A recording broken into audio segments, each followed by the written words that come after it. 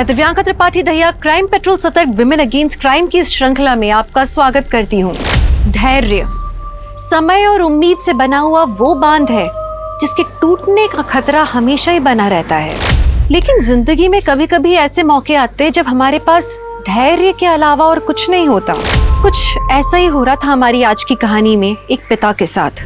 20 साल पहले हुए हादसे की सच्चाई जानने के लिए इस पिता ने 20 साल का लंबा इंतजार किया। 20 साल सुनने में ही कितने लंबे लगते हैं। सोचिए, इंसाफ के लिए ये 20 साल, धैर्य के लिए ये 20 साल एक पिता के लिए कितने ज्यादा लंबे रहे होंगे।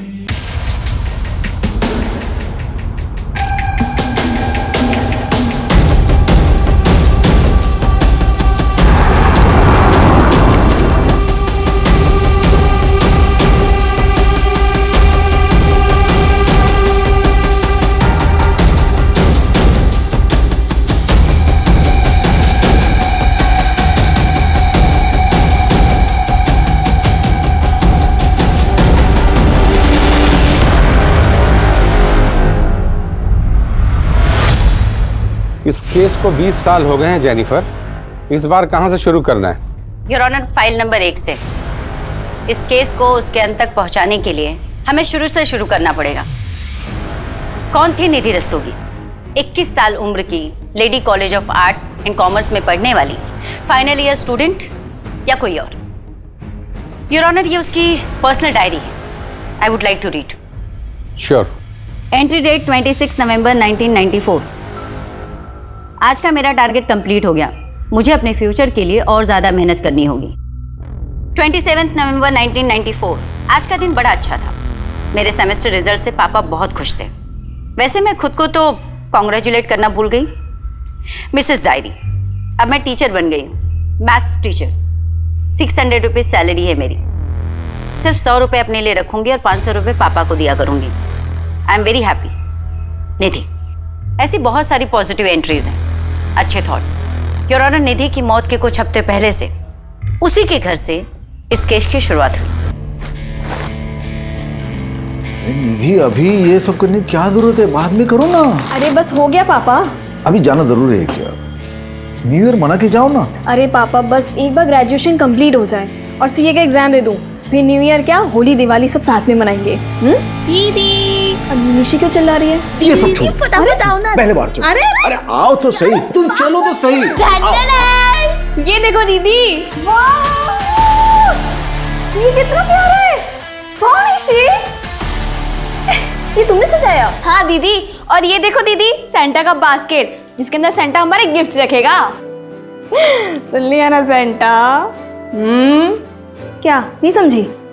मुझसे भी हाइट में लंबी हो गई है और तुझे अभी तक नहीं पता चला कि सेंटा कोई और नहीं, पापा है। याद कर, हम हर बार रात के 12 बजे बाहर जाते थे सेंटा को देखने, तो पापा कुछ ना कुछ भूल जाते थे। जैसे मेरा पर्स खो गया, मेरी वॉच रह गई। पापा, मैं क्या सोच रही हूँ, इस बार ना हम गिफ्ट वहां छुपाएंगे। कहाँ?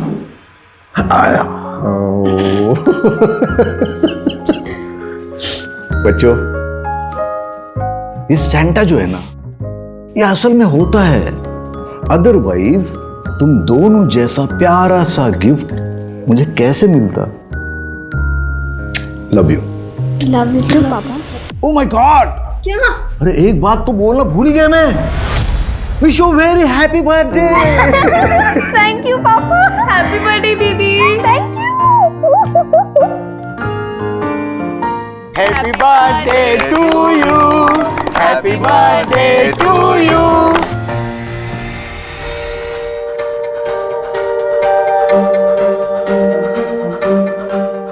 निधि की पढ़ाई लिखाई में तो बहुत खर्च होता होगा ना, क्योंकि पंजिम के अच्छे कॉलेज में पढ़ती है ये।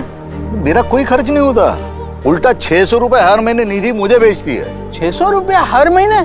किस बात के? वो क्या है, निधि जिस कॉलेज में पढ़ती है ना, उनका एक स्कूल भी है, तो वहाँ की मैथ्स की जो टीचर है वो 6 महीने के लिए छुट्टी पे गई हुई है। और निधि का मैथ्स तो तुमको पता है, 99 से नीचे कभी लाया नहीं उसने, तो उन स्कूल वालों ने इसे ऑफर दिया ट्यूशन के लिए। अब नेक्स्ट महीने से कराटे भी सिखाएगी, मतलब सैलरी होगी 1000 रुपया महीना। अरे वाह, क्या बात है, ये सुन के तो बहुत खुशी हुई निधि। हाँ, थैंक यू अंकल। वैसे आज अगर भाभी जी जिंदा होती ना तो वो तो मेरे मुंह में मिठाई ठूस ठूस के मेरा शुगर ही हाई कर देती थी। अरे तुम्हारी शुगर को लो करते। आओ वाइन पीते। आओ। हाँ चलो चलो।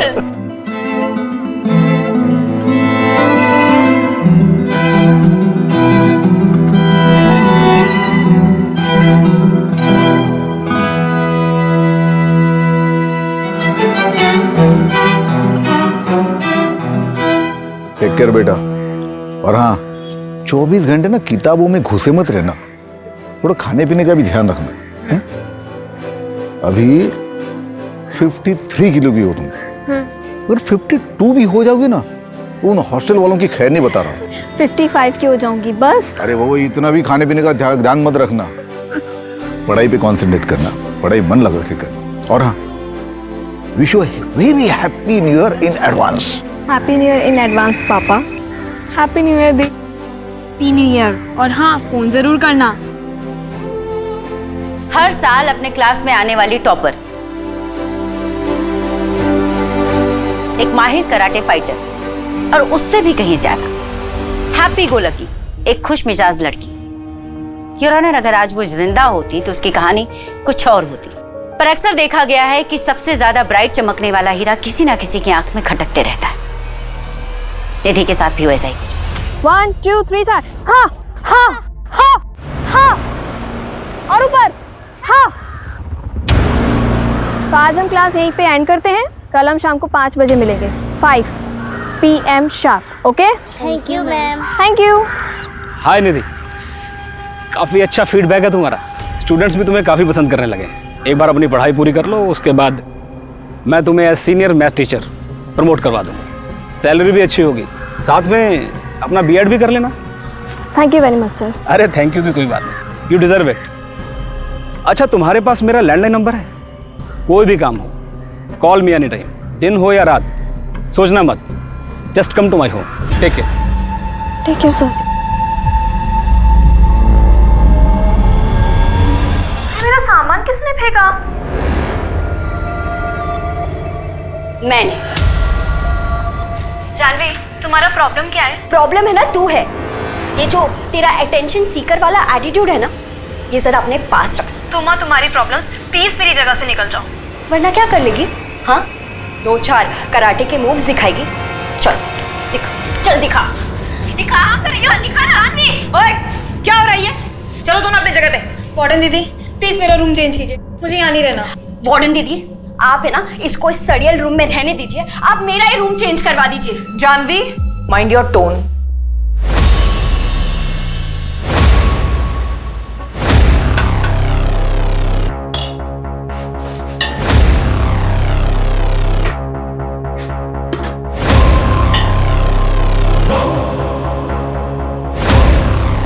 जया, ये जानवी ना मुझे बहुत इरिटेट कर रही है। क्यों इसके मुंह लग रही है? इग्नोर कर, तू बस अपने एग्जाम्स पर ध्यान दे।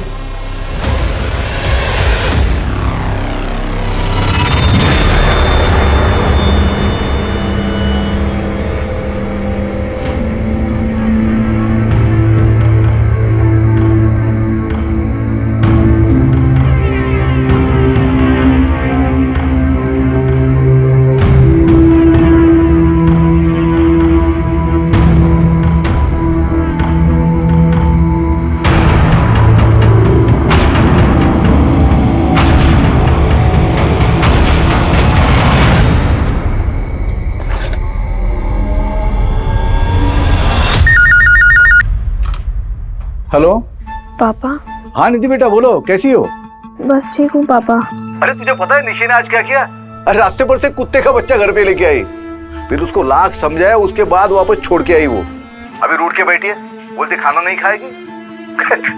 निधि, तू पक्का ठीक तो है ना बेटा?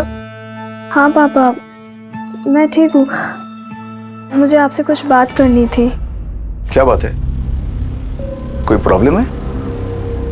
वो रितेश वहां आया क्या? नहीं पापा, रितेश की बात नहीं है। तो बेटा खुल के बोलना, क्या बात है? पापा मैं आपसे बाद में बात करती हूँ, मेरी वो दोस्त आ गई है। ठीक है, तुम मुझे जरूर फोन करना, मैं इंतजार करूंगा तुम्हारे फोन का।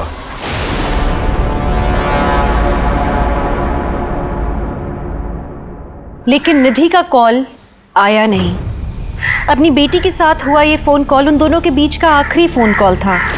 बेटी के एक फोन कॉल के इंतजार ने उस पिता को लंबे अरसे तक बेचैन रखा था, ये जानने के लिए कि उस रात आखिर क्या हुआ था। लेकिन 20 साल तक चले इस केस की यह भी शुरुआत ही हुई थी।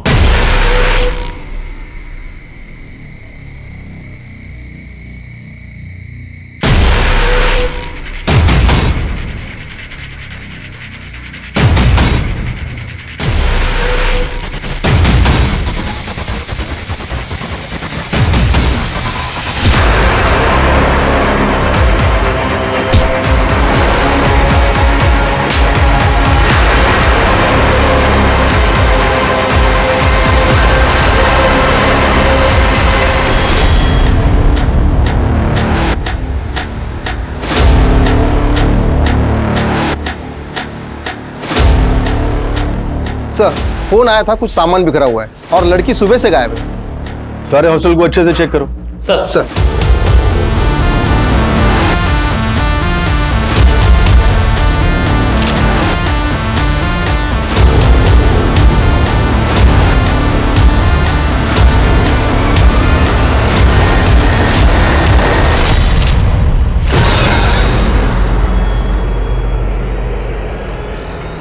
सर, ये चप्पल तो निधि की है। उदय, पूरा कमरा अच्छे से चेक करो।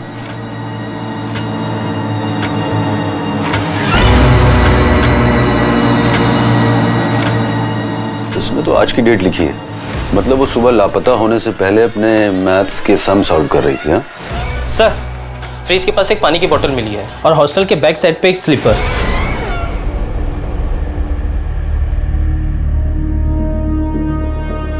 सर, यहाँ मिली है चप्पल।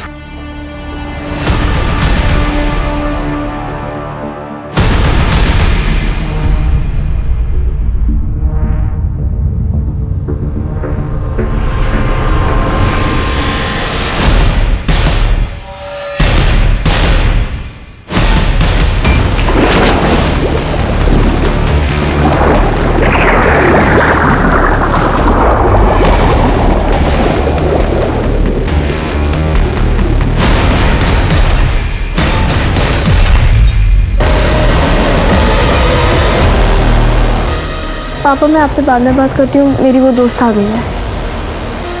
निधि, क्या हुआ यार? तू बहुत परेशान लग रही है। नहीं, बस सब ठीक है। क्या बात है? तेरी आंखें क्यों भरी हुई है? पता नहीं यार, मुझे मेरी तबीयत कुछ सही नहीं लग रही। सोच रही कुछ दिनों के लिए घर चली जाऊँ। Prosecution witness number 4, Jaya D'Souza, Nidhi की रूममेट और उसकी काफी अच्छी दोस्त।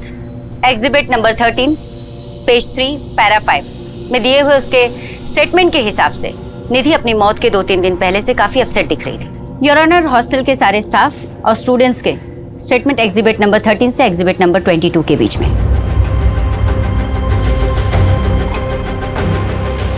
सर, यकीन ही नहीं हो रहा कि निधि अब हमारे बीच नहीं रही। पता नहीं उसने ये सब किया ही क्यों। क्या तुम्हें लगता है ये आत्महत्या हो सकती है? सर, उसकी फैमिली में सुसाइड हिस्ट्री रही है।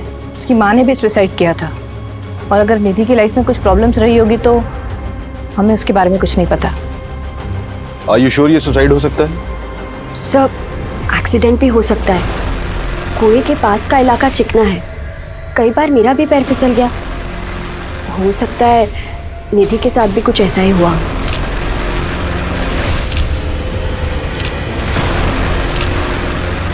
और ये गले के मार्क्स का पिक्चर लेना, सारे बॉडी पार्ट्स की प्रॉपर पिक्चर चाहिए। सर, इंस्पेक्टर प्रमोद माथुर है। बहुत बुरा नीलिमा जी, बच्ची ने सुसाइड कर ली। आप कौन? सतीश माथुर, इस इंस्टीट्यूशन का ट्रस्टी। देखिए इंस्पेक्टर, ये जो कुछ भी हुआ है इसे जल्दी से वाइंड अप कीजिए। बच्चे डरे हुए हैं, फालतू का तमाशा हो रहा है। देखिए, हमें शक है ये सुसाइड के अलावा भी कुछ हो सकता है, तहकीकात तो करनी पड़ेगी।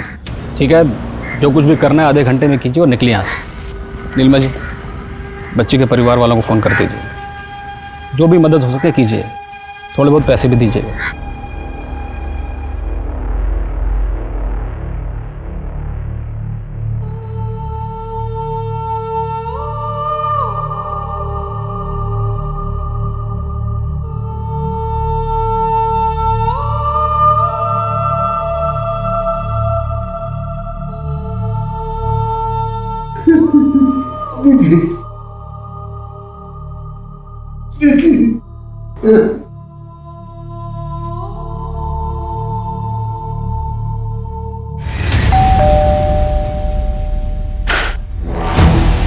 एसपी सर ने बुलाया है। हाँ प्रमोद। जैन सर। जी जय Hind sir. Yes sir, I'll do that right now sir. Right, thank you sir. हाँ प्रमोद, क्या रिपोर्ट है? सर, आत्महत्या का मामला है। लड़की ने कुएं में कूदकर अपनी जान दी है। किसी बात को लेकर डिस्टर्ब थी, कोई personal issue, may be exam का प्रेशर या फिर किसी लड़के का चक्कर। पोस्टमार्टम रिपोर्ट क्या कहती है? Same sir, suicide, no foul play. लड़की की बॉडी उसके घर वालों को पहुंचा दी है। Good job. ये केस को जल्दी सॉल्व करना हमारे लिए बहुत जरूरी था। बहुत प्रेशर है सर। अब एक काम करो, केस को क्लोज करो और कोर्ट का डेट ले लो। सर लेकिन ये कैसे पॉसिबल है बताइए? It's not possible sir. ये लोग क्या बोल रहे हैं कि मेरी बेटी ने आत्महत्या की? ये पॉसिबल नहीं है। वो तो सीए बनना चाहती थी, उसके हाल ही में मैथ्स की टीचर की जॉब लगी थी, वो बहुत खुश थी सर। वो आत्महत्या क्यों करेगी? देखिए, मैं समझ सकता हूं कि आपके लिए ये मानना काफी मुश्किल है कि अब आपकी बेटी इस दुनिया में नहीं है, लेकिन सच को तो एक्सेप्ट करना ही होगा। सच ये है कि उसने आत्महत्या नहीं की है। जरूर दूसरी कोई बात है जो आप छुपा रहे हैं मुझसे। अब आप एक काम करिए, उस रितेश को जाके उठाइए, वो मेरी बेटी को परेशान करता था। हाय निधि, कैसी चल रही तेरी सीए की तैयारियां? एकदम अच्छे से। तू कैसा है? अंकल कैसे? अरे एकदम बढ़िया। परसों आ रहे तेरे घर। क्यों? मेरे घर क्यों? अरे हमारी शादी की बात करने। रितेश, मुझे अभी किसी से शादी नहीं करनी। इतनी बड़ी हो गई है, अब कब तक सिंगल रहेगी? और ये शादी के बाद पढ़ाई लिखाई में क्या रखा है? मैं क्या बोल रहा हूँ, मेरे घर में कोई नहीं है, आज चले जा। क्या बोला? क्या बोला? निधि छोड़, निधि छोड़, तू बहुत बड़ी मिस्टेक कर रही है। निधि छोड़, देख लूंगा तुझे। सर मेरी बेटी निधि मुझे हर बात बताती थी, उसने मुझे रितेश के बारे में भी बताया था। तो मैं रितेश के घर गया, उसके बाप के साथ बात की मैंने, तो उस बात के लिए तो रितेश चुप हो गया था, लेकिन शायद ये बात उसके मन में घर कर गई हो और उसने बदला ले लिया इस बात का। तो आपके कहने का मतलब यह है कि रितेश सुबह सुबह आपकी बेटी के हॉस्टल पहुंचा, जहां पहले से बहुत सारी लड़कियां थी, और उन सबके बीच वो उसको उठाकर नीचे लाया, उसको मारा और कुएं में फेंक दिया, और किसी ने एक आवाज तक नहीं सुनी। कैसी अजीब बातें कर रहे हैं आप। देखिए, अब आप हमें शांत रहने दीजिए और खुद भी थोड़ा शांति महसूस कीजिए। बेटी मरी है आपकी। महज एक हफ्ते में लोकल पुलिस टीम ने इस केस को आत्महत्या बताकर बंद कर देना चाहा, पर हिंदुस्तान की किसी भी अदालत में ये पहला ऐसा केस था जहां पर अदालत खुद ये मानने के लिए तैयार नहीं थी कि निधि ने आत्महत्या की। कोर्ट का सीधा सा सवाल था कि अगर निधि ने आत्महत्या की है तो हॉल में सामान बिखरा हुआ क्यों है, और उसकी बॉडी पर स्ट्रगल के साइन क्यों हैं। उसके बाद कुल मिलाकर पिछले 15 सालों में 6 टीमों ने इस केस की इन्वेस्टिगेशन की, पर उनमें से कोई भी टीम किसी भी नतीजे पर नहीं पहुंची। फिर स्पेशल यूनिट को यह केस 5 साल पहले यानी कि 2010 में सौंप दिया गया, जिसमें मैं और मेरी टीम अपॉइंट हुए।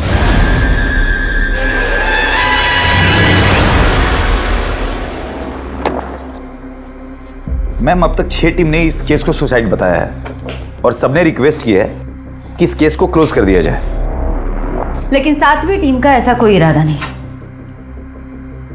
19 जन 1995, ये वही दिन है ना जिस दिन कुएं से निधि की डेड बॉडी मिली थी? Right ma'am. अगर 1 मिनट के लिए मैं मान भी लेती हूँ कि उसने सुसाइड कमिट किया, तो सुसाइड कमिट करने से पहले वो ये मैथ्स के सम क्यों सॉल्व कर रही थी? मैम, ये रही उसकी डायरी। मैथ्यू, मैं डायरी पढ़ चुकी हूँ। उसकी डायरी के एक भी पेज को देखकर ऐसा नहीं लगता कि वो सैड थी या सुसाइडल टेंडेंसी की थी। हर पेज पर कुछ ना कुछ positive, happy, cute, excited, bright future, bright सोचने वाली लड़की। एक्सेप्ट 16 जन 1995, उसकी डेड बॉडी मिलने के 3 दिन पहले। 3 दिन पहले से उसने डायरी लिखना बंद कर दिया था। आखिर उन 3 दिनों में ऐसा क्या हुआ था जिसने उसके डायरी लिखने के रूटीन को खत्म कर दिया? इस केस को बीते हुए काफी साल हो चुके हैं, हमें फाइल्स और पेपर्स के अलावा मिलेगा क्या? सच, जिसको तलाशने के लिए मैं यहाँ आई। मैथ्यू, हम माँ बाप अपने बच्चों को अपने से दूर इसलिए भेजते हैं कि वो पढ़ लिख कर हमसे बेहतर करें जिंदगी में। बेचारी 21 साल की बच्ची थी, और जब आपके बच्चे के साथ ऐसा कुछ हो जाए तो आपकी अंदर तक रूह कांप जाती। और उसके पापा को तो पता तक नहीं कि उनकी बेटी के साथ हुआ क्या। क्या ढूंढना चाहती है आप? और आपके बाकी साथियों ने क्या ढूंढा है? यही ना कि मेरी बेटी का किसी के साथ अफेयर था, वो फिजिकल रिलेशन में थी। हर 2-3 साल के बाद कोई ना कोई आता है और हमारे जख्म कुरेद कर चला जाता है। क्यों? हमने मान लिया ना कि हमारी बेटी ने आत्महत्या की है, हो गया ना, बस अब जाइए यहाँ से। आपने भले मान लिया कि आपकी बेटी निधि ने आत्महत्या की थी, लेकिन हम नहीं मानते। हमें पूरा शक है कि निधि की मौत के 3 दिन पहले उसके साथ जरूर कुछ हुआ था, जिसकी वजह से वो बहुत अपसेट थी, खुश नहीं थी। शायद ऐसा कुछ जो 3 दिन बाद उसकी मौत का कारण बना। देखिए रस्तोगी साहब, मैं आपका दर्द समझ सकती हूँ। हम केस सॉल्व करने के बहुत करीब हैं। अगर आप थोड़ी सी मदद करें, थोड़ी हिम्मत दिखाएं, तो आपकी बेटी को इंसाफ जरूर मिलेगा। रस्तों,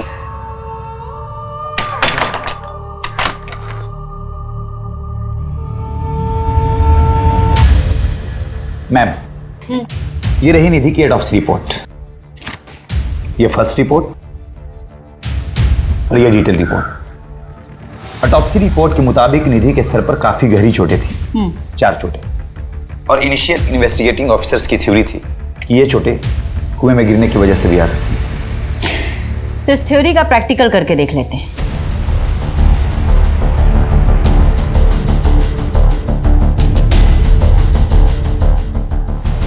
मैनिक्विन लाओ।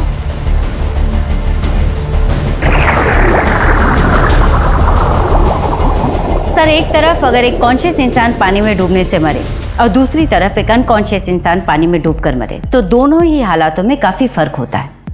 मैं एक्सप्लेन करती हूँ। सर, जब पानी में डूबने की वजह से लंग्स के अंदर पानी भरता है, तो कॉन्शियस इंसान और अनकॉन्शियस इंसान दोनों के सिनेरियो में लंग्स के अंदर अलग अलग टाइप का झाग बनता है। क्योंकि जो कॉन्शियस इंसान होगा उसकी सांसें तेज होंगी, वो छटपटाएगा, बाहर निकलने की कोशिश करेगा, भले ही वो आत्महत्या के इरादे से ही पानी में क्यों ना कूदा। और जो अनकॉन्शियस है वो सीधे डूबकर मर जाए। निधि के लंग्स कंडीशंस को देखकर ये साफ साफ पता चलता है कि पानी में डूबते वक्त वो कॉन्शियस नहीं थी। मतलब ये सुसाइड नहीं, एक्सीडेंट भी तो हो सकता है। पैर फिसल गया हो, चोट लग गई हो और गिर गई हो। एक्सीडेंटली कुएं में गिरने की वजह से अगर किसी को चोट लगेगी तो 1 या 2 बार लगेगी, 4 बार नहीं। अगर 4 बार लगी तो कैसे? सर, इतने सालों बाद उस कुएं या उस हॉस्टल से कुछ भी मिल पाना इम्पॉसिबल था। इसलिए इस केस को सिर्फ लॉजिकल इन्वेस्टिगेशन के अप्रोच से ही सॉल्व किया जा सकता है। इसलिए मैंने और मेरी टीम ने पुरानी रिपोर्ट्स में दी गई जानकारियों के हिसाब से इस केस को रीइमेजिन करने की कोशिश की।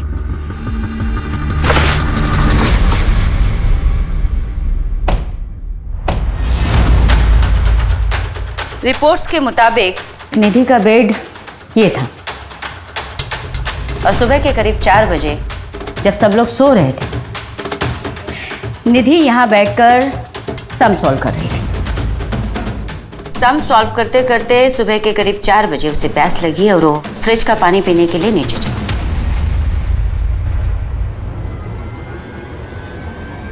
जया के दिए हुए स्टेटमेंट के हिसाब से जया सो रही थी, पर उसने निधि को कमरे से बाहर निकलते हुए देखा। इसका मतलब निधि कमरे से निकलकर पानी पीने के लिए मेस की तरफ गई होगी।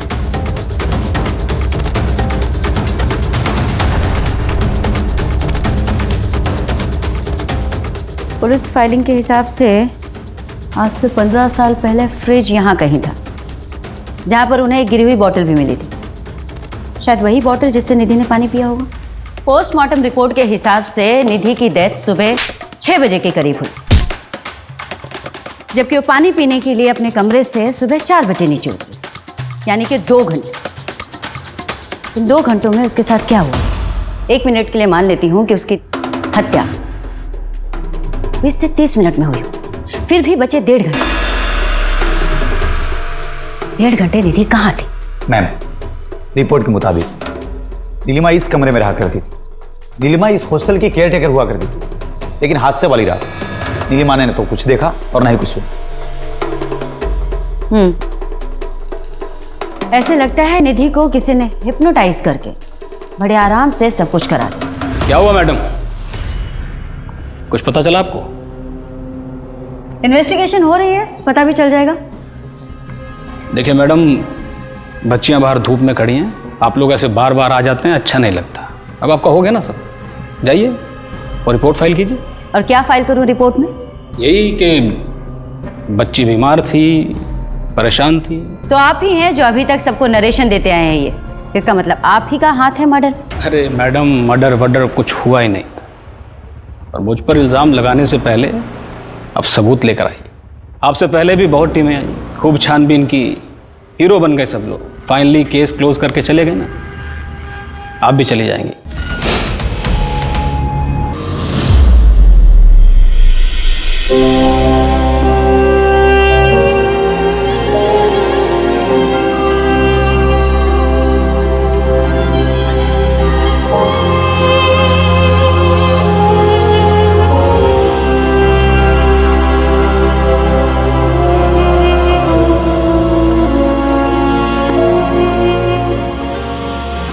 क्राइम सीन की फोटोज तुमने ही खींची थी ना?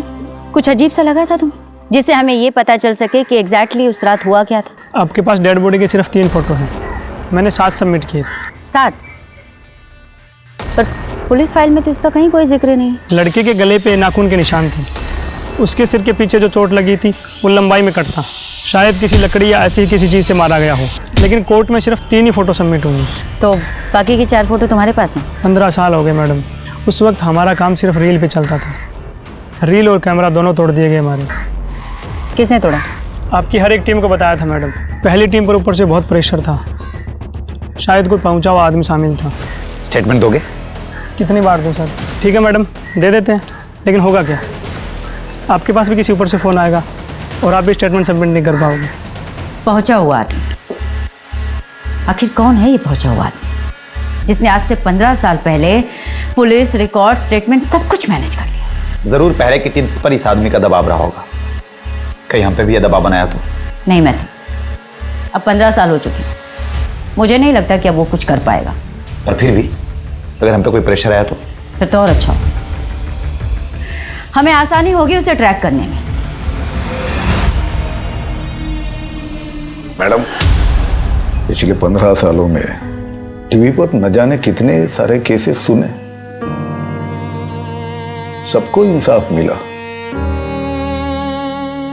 कुछ नहीं तो अरेस्ट तो हुआ, लेकिन मेरी निधि को आज तक इंसाफ नहीं मिला।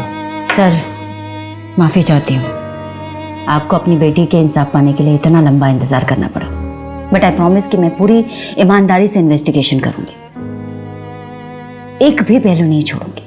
बेटी के खोने का दर्द क्या होता है मैं समझ सकती हूँ, मेरी भी एक 6 साल की बेटी है। सर, मैं जानना चाहती हूँ कि इन 15 सालों के दौरान जो भी टीम इन्वेस्टिगेशन कर रही थी, कभी भी आपको ऐसे महसूस हुआ कि उन पर कोई दबाव डाला जा रहा है, उन्हें प्रेशराइज किया जा रहा है कि वो केस को रफा दफा कर दें?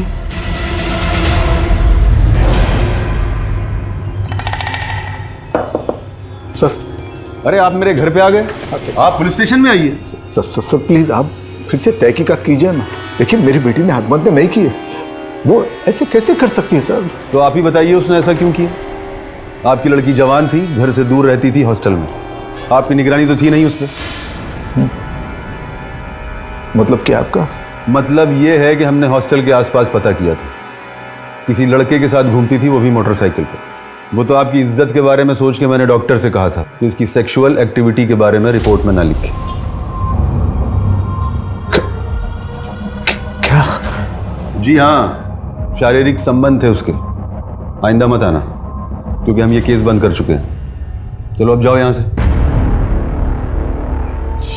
देखिए सर, आपको अगर हमें इंसाफ नहीं दिलाना है तो मत दिलवाइए, लेकिन मेरी बेटी को यूं बदनाम मत कीजिए।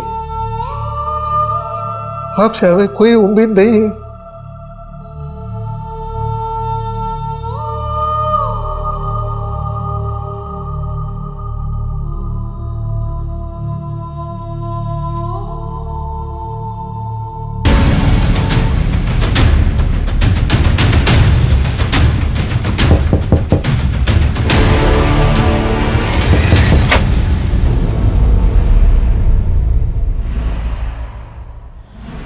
फिर नई टीम, आप भी तहकीकात कर लीजिए, लेकिन होने वाला कुछ नहीं है। हमने जो चार्जशीट फाइल की थी वही एक्यूरेट थी मैडम। निधि रस्तोगी केस में काफी मेहनत की है तुमने। Thank you. थैंक यू किस लिए? मैं यही पूछने आई हूँ कि इतनी मेहनत किस लिए की? डेफिनेटली केस सॉल्व करने के लिए तो नहीं की। मैं कुछ समझा नहीं मैडम। प्रमोद, लगता है तुम्हें तुम्हारी भाषा में समझाना पड़ेगा। प्रमोद, ये बात तुम भी जानते हो और मैं भी कि निधि ने आत्महत्या नहीं की थी, बल्कि उसका खून हुआ था। और इस हत्या को आत्महत्या की शक्ल देने के लिए पहले उसके सर पर 4 बार वार किया गया, उसके बाद में उसे कुएं में फेंक दिया गया। तुमने तो उसकी रिपोर्ट तक को मैनिपुलेट किया। अब सच सच बताओ कि ये सब तुमने किसके इशारे पे किया? आज से 15 साल पहले सिस्टम की वीकनेस का फायदा उठाकर तुमने एक बहुत बड़े अपराध पर पर्दा डाला था। मैं उन सबके नाम जानना चाहती हूँ। ये आप क्या कह रही हैं? मैंने ऐसा कुछ नहीं किया। और फिर उस समय तो ये केस सुसाइड लगा था। प्रमोद, निधि का अपने कमरे से निकलकर नीचे मेस रूम तक जाने और उसकी डेथ के टाइमिंग के बीच में 1.5 से 2 घंटे का गैप है। मैं जानना चाहती हूँ कि इस 1.5-2 घंटे के बीच में क्या हुआ था। आत्महत्या करने से पहले लड़की सोच रही होगी कि उसे क्या करना है, कैसे करना है। और वहाँ हॉल में जो सामान बिखरा था वो उसने कुछ किया होगा, कुछ सोचा होगा। भाई उस समय तो सीसीटीवी कैमरे भी नहीं होते थे। अच्छा, तो तुम सिर्फ सीसीटीवी के बिहाफ में इन्वेस्टिगेशन कर। गुड, जल्दी ही मुलाकात हो अरेस्ट वारंट के साथ। और तुम अच्छी तरीके से जानते हो तुम्हारे डिपार्टमेंट से कहीं ज्यादा मशहूर हमारे डिपार्टमेंट की खातिरदारी।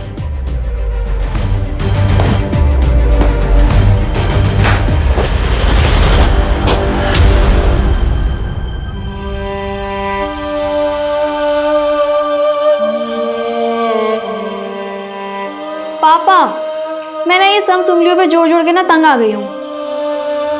प्लीज सैंटा को बोलो ना इस बार एक कैलकुलेटर गिफ्ट कर दे। निधि बेटा, ये तुम्हारा कैलकुलेटर। अरे हाँ, इस केस में एक नई ऑफिसर आई है। हाँ, जानता हूँ। कहीं आए कहीं गए और मैं हर बार उम्मीद लगा लेता हूँ। क्या करूँ बेटा, आगे ही नहीं जा पा रहा हूँ। बस इतना जानना चाहता हूँ कि उस रात को क्या हुआ था। तो मुझे फोन पर क्या बताने वाली थी? पापा,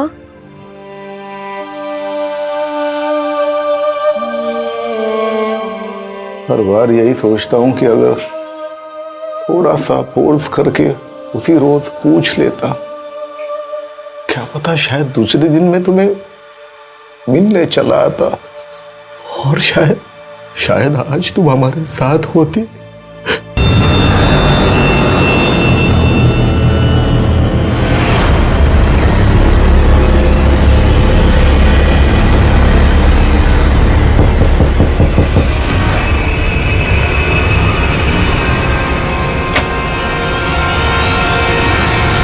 आप यहाँ?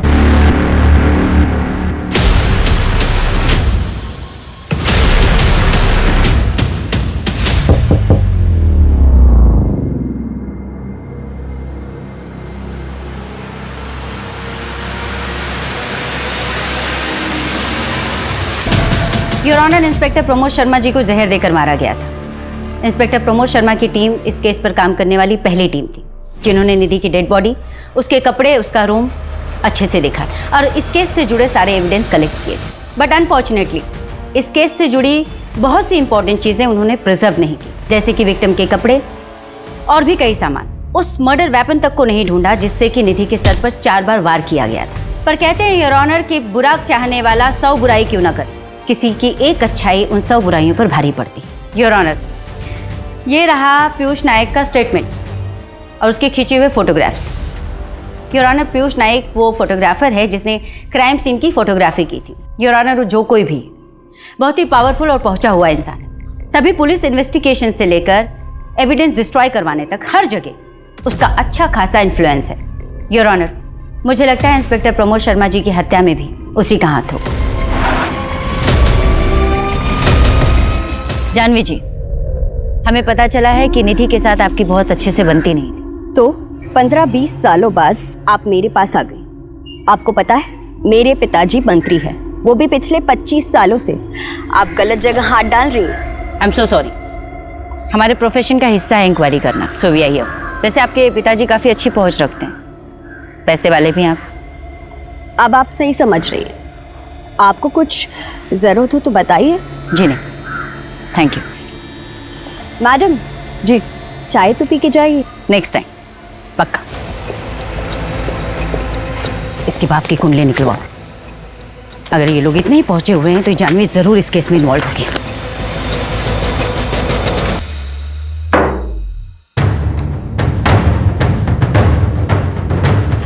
जानवी के बाप के बारे में कुछ पता चला? खबरी नेटवर्क एक्टिव है, बहुत जल्द पता चल जाएगा। कहाँ पता चलेगा मैथ्यू?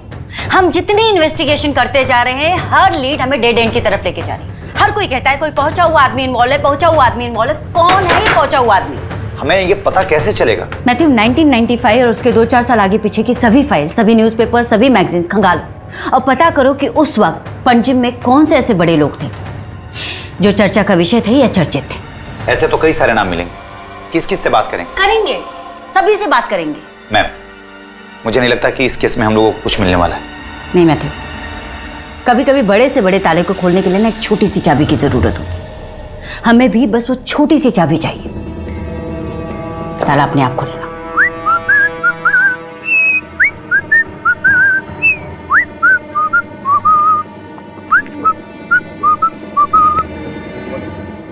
एक्सक्यूज मी दोस्त, पैराग्लाइडिंग करेंगे? पैराग्लाइडिंग ये भाई मैम, अपना जेस्की है, स्कूबा डाइव है, सब एकदम पैकेज में करा दूंगा, डिस्काउंटेड। ये बता लूँ ना?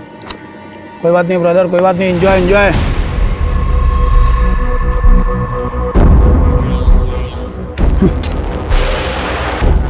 अब घर पे उड़ के जाना। नदीम अहमद पेशे से चोर, लेकिन इस केस में एक बहुत ही इंपॉर्टेंट कैरेक्टर है। भैया एक चाय देना कुल्हड़ वाली। Thank you.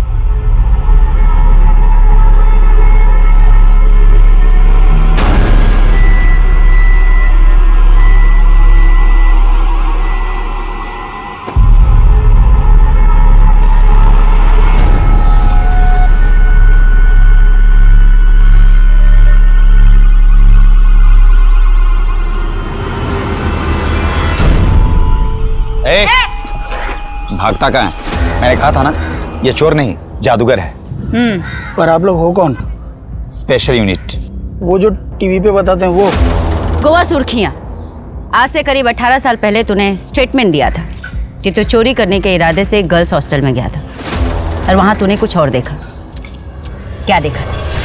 नदीम अहमद एक चोर का कैरेक्टर क्वेश्चनेबल है। योर ऑनर, पिछले 20 सालों से जिस केस में कोई जवाब नहीं मिला, वहां पर चीजें क्वेश्चनेबल तो दिख रही हैं। वैसे हमने इस चोर पर आंख बंद करके भरोसा नहीं किया है। नदीम, कहाँ है तुम्हारा बंदा? वो देखो मैडम, आ गया। मैडम ये असलम है, न्यूज़पेपर और दूध बेचने का काम करता था। असलम जरा बता मैडम को उस सुबह तूने क्या क्या देखा था? गर्ल्स हॉस्टल के अंदर मैम मर्दों का जाना एकदम से मना था। यहाँ तक कि मुझे पैसे देने भी गेट पर ही आते थे। उस रात मैंने देखा कि एक आदमी हॉस्टल के पीछे की तरफ जा रहा था। बहुत अंधेरा था तो ठीक से देख नहीं पाया। मुझे लगा किसी लड़की का किसी लड़के के साथ चक्कर होगा। बाद में मैम मुझे पता चला कि वहाँ कुएं से किसी की लाश मिली थी। मैम ये केस तो कहीं और मुड़ गया है। जानवी के पिता की कुंडली भी हाथ लग गई है और जानवी की माँ की ये दूसरी शादी है। शादी 15 साल पहले हुई थी और ये आदमी जानवी को गोद लिया हुआ था। असलम और नदीम के दिए हुए स्टेटमेंट के बेस पर हम निधि को इंसाफ नहीं दिला पाएंगे। It will be very difficult. इस मर्डर के पीछे इन दोनों का भी तो हाथ हो सकता है ना? I don't think. ऐसे लोगों के बीच ये बड़े नाम इन्वॉल्व क्यों होंगे? इनके साथ तो बहुत आसान होता है ना, इन्हें लॉकअप में डालो, केस बंद। इस केस को सिर्फ इसलिए बंद किया गया है ताकि कॉलेज का नाम ना खराब हो और सिक्योरिटी वाले पे सवाल ना उठे। निधि जिस कॉलेज में पढ़ती थी और जहाँ पर पढ़ाती थी वो पणजी के बड़े इंस्टीट्यूट्स में आते हैं और ऐसे इंस्टीट्यूट अक्सर अपने एनुअल डे फंक्शन पर बड़ी हस्तियों को एज ए चीफ गेस्ट बुलाते हैं। पता करते कि पिछले 4-5 सालों में कौन कौन से लोग एज अ चीफ गेस्ट यहाँ पर आए हैं। 4 साल यानी कि निधि की हत्या के पहले से। 1990 से शुरू करते हैं।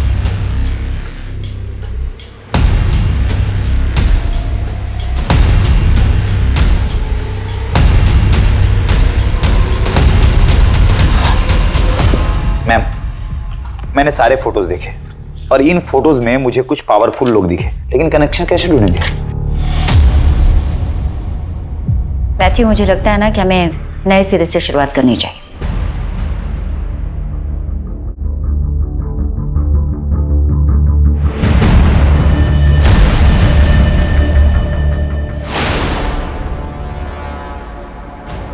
मैथ्यू, ये फर्स्ट ऑटोप्सी रिपोर्ट का सिग्नेचर और ये डिटेल ऑटोप्सी रिपोर्ट की signature, there is a little difference, थोड़ा मैन्यूट सा फर्क है।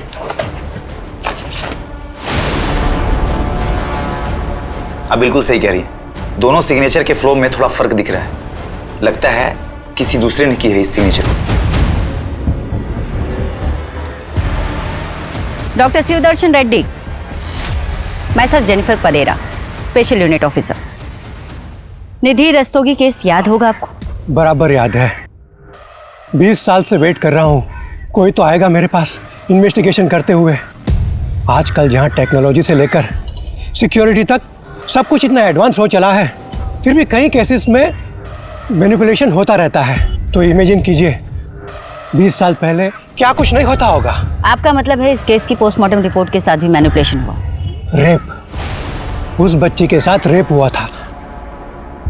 तो ये बात ऑटोप्सी में क्यों नहीं लिखी गई? लिखी गई थी, मगर कोई तो था जो ये चाहता था कि रिपोर्ट से ये सब कुछ मिटा दिया जाए। क्या आप हमें उसका नाम बता सकते हैं? जी नहीं, हम पे वो प्रेशर पुलिस टीम के थ्रू डाला जाता था। आपके इन्वेस्टिगेशन ऑफिसर्स इस केस को सुसाइड केस बताकर हमेशा के लिए क्लोज कर देना चाहते थे। क्या आप स्टेटमेंट देंगे? निधि रस्तोगी केस में आप भी इन्वॉल्व थे ना? मैं जानना चाहती हूँ कौन प्रेशराइज करवा रहा था? कौन नहीं करवा रहा था प्रेशराइजमेंट, बस सभी तो लगे हुए थे इस केस को ख़त्म करने में। मुझे भी धमकियाँ मिली, 21 साल की बच्ची थी वो। आपने भी तो प्रेशराइज किया था डॉक्टर रेड्डी को, नहीं? उदय जी, आई कैन अंडरस्टैंड, उस समय आपके पास पावर नहीं थी, पर आज मैं आपको पावर दे रही हूँ, आप रिवॉल्व कर सकते हैं। देखिए, एक एक्स गवर्नमेंट ऑफिसर की स्टेटमेंट बहुत मैटर करती है। अगर आप अपनी स्टेटमेंट दे दें तो एक परिवार को जस्टिस मिल जाएगा। नहीं मिलेगा जस्टिस मैडम, मैंने गिल्ड में रिजाइन दे दिया, लेकिन प्रमोद सर के साथ जो हुआ उसके बाद मुझे अपने और अपने परिवार की सिक्योरिटी के बारे में सोचना था। मैं गारंटी देती हूँ आपकी सिक्योरिटी की। 20 साल से एक बाप वेट कर रहा है जिसे पता ही नहीं कि उसकी बेटी के साथ हुआ क्या था, क्या हुआ था उस रात। अगर आप हिम्मत करेंगे तो इस बाप को जस्टिस मिल जाएगा। सॉरी मैडम, मैं सिर्फ इतना ही बोल सकता हूँ कि जो लोग इस केस में इन्वॉल्व है वो इस केस में जस्टिस नहीं होने देंगे।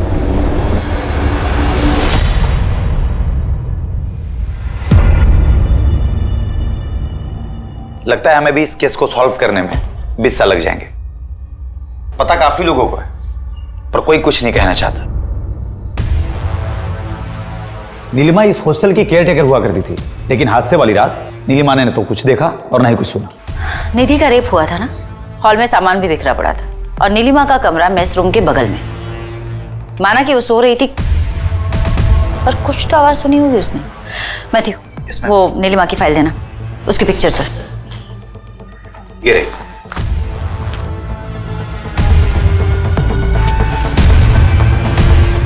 कुछ तो कनेक्शन है। मैम, अगर मैंने स्टेटमेंट दे दिया तो क्या आप मुझे गारंटी देती है कि आप निधि को जस्टिस दिलाएंगे और बैकआउट नहीं करेंगे?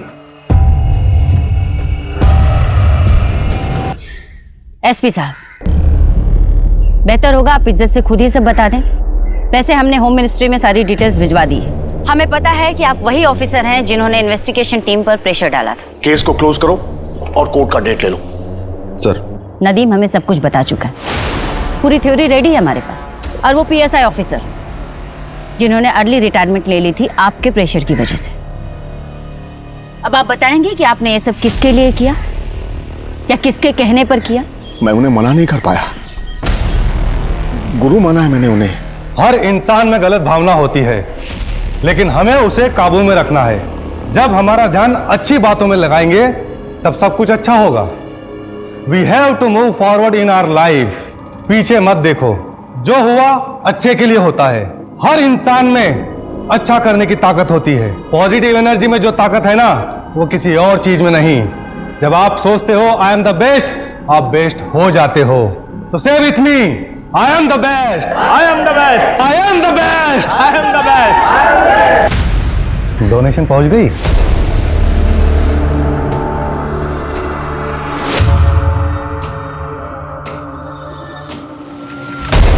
गुरुजी उस दिन किसी को भी याद कर सकते थे, लेकिन उन्होंने मुझे बुलाया। मेरे तो भाग्य ही खुल गए। मैं उन्हें मना कैसे कर सकता था? 19 जनवरी 1995 निधि ने सुसाइड नहीं किया था, उसका मर्डर हुआ था और रेप भी। तुम्हें तो पता ही होगा क्योंकि तुम वहां थी।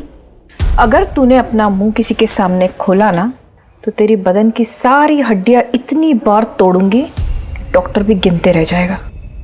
जिंदगी में बहुत कुछ पाना चाहती हो तुम, लक्ष्य होना जरूरी है और तुम वहां तक पहुंचोगी भी, लेकिन तुम्हें वहां तक पहुंचने के लिए मेरी जरूरत पड़ेगी। और जब भी तुम्हें मेरी मदद लगे मेरे घर चले आना, मैं तुम्हारी मदद करूंगा।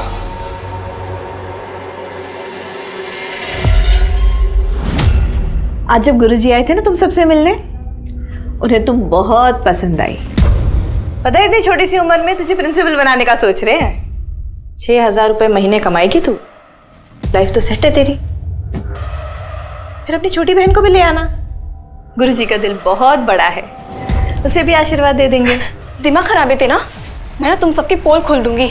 सबको पता चलना चाहिए कि यहाँ पे क्या चालू है, ताकि कोई अपनी बेटी बहन यहाँ ना भेजे। तो उसने मना किया इसलिए मार दिया उसे? नहीं, इसलिए नहीं। तो किस लिए मारा था? क्या हुआ था उस रात? सर, निधि एक कराटे चैंपियन थी। इन्हें पता था कि उसके होश में रहते ये उसका कुछ नहीं बिगाड़ सकते, इसलिए इन्होंने धोखे से उस पर वार किया। सर, संजय और कमल ने मिलकर बड़ी ही बेरहमी से निधि का बलात्कार किया और केस को गुमराह करने की कोशिश की।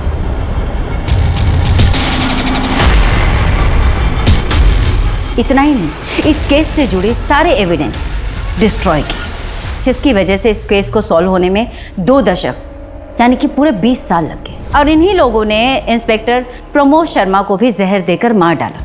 और ये सब सिर्फ इसलिए क्योंकि 16 जनवरी 1995 को यानी अपनी मौत से ठीक 3 दिन पहले निधि गलत समय पर गलत जगह जा पहुंची, जहां पर उसने कुछ गलत होते देखा। स्पेशल यूनिट के इन्वेस्टिगेशन को सुनने के बाद अदालत इस नतीजे पर पहुंची है कि निधि रस्तोगी ने आत्महत्या नहीं की थी, बल्कि उसकी हत्या हुई थी। 21 साल की निधि रस्तोगी, जिसके आगे पूरी जिंदगी थी, जो अपने सपनों को पूरा करने के लिए पूरी मेहनत कर रही थी, उस बच्चे की हत्या के इल्जाम में ये कोर्ट नीलिमा पेंडेकर, संजय शर्मा और कमल जैन को उम्र कैद की सजा सुनाती है।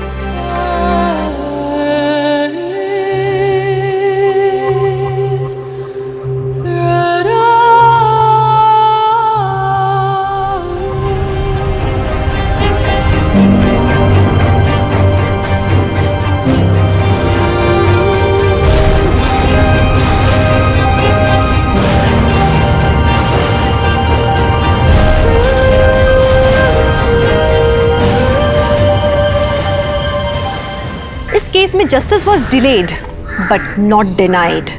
20 साल लगे, लेकिन एक ऑनेस्ट ऑफिसर और उनकी टीम की वजह से एक पिता का लंबा इंतजार खत्म हुआ। तो चलिए, त्वरित इंसाफ की आशा के साथ मैं दिव्यांका त्रिपाठी दहिया आपसे विदा लेती हूँ। फिर मिलूंगी एक नए केस के साथ। तब तक देखते रहिए क्राइम पेट्रोल, सतर्क, विमेन अगेंस्ट क्राइम। एक औरत पर वार, अब हर औरत का भार। जय हिंद।